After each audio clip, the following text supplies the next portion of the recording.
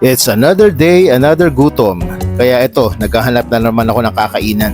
At napasok ako sa isang restaurant na punong-puno ng mga makukulay na jeep. Matagal ko nang nakikita to noon, pero akala ko food park sila.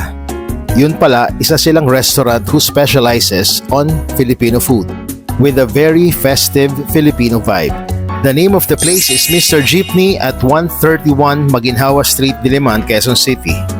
Pwede kayo mag-dine-in al fresco style sa loob ng jeep at pwede din naman sa air-conditioned area nila. Malinis and very cozy yung lugar. Pagdating naman sa pagkain, marami talaga silang ino-offer dito. Mostly traditional Filipino dishes at masasabi kong very reasonable naman yung price nila. So, you can easily check it out sa Facebook page nila. Ito guys, simulan muna natin sa mainit na sabaw ng bulalo. Dito pa lang panalo na eh. Ito naman guys, yung kanila